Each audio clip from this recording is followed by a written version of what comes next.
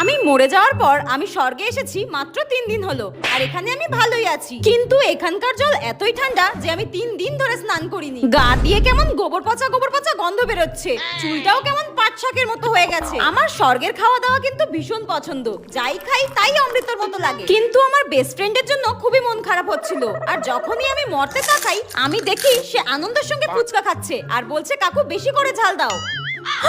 কি নির্লজ্জ মেয়ে রে বাবা, আমি মরেছি মাত্র 3 দিন হলো আর এর মধ্যেই আমার বেস্ট ফ্রেন্ড ফুচকা খেলছে। তুই দেখবি মরার পর শাকচুন্নি হয়ে নরকেই পচে মরবি। যাই হোক, সেদিন হঠাৎ স্বর্গে আমার সুমির সঙ্গে দেখা, আর আমি ওকে জিজ্ঞাসা করলাম কি রে আমি তো স্বর্গে এসেছি, তুই নরকে যাচ্ছিস কেন? উত্তরে সে আমাকে বলল, আরে বেঁচে থাকাকালীন আমি 10টা ছেলের সঙ্গে প্রেম করতাম আর একটাকেও আমি বিয়ে করিনি, তো আমি নরকে যাব না তো কি স্বর্গে যাব? ও আচ্ছা আচ্ছা, ঠিক আছে তুই নরকেই যা, নরকেই যা। ঠিক হয়েছে, এত ছেলের জীবন নষ্ট করেছিস, এবার গরম তেলে ফুটবি যা। আর আমি তো সেজে গুজে স্বর্গের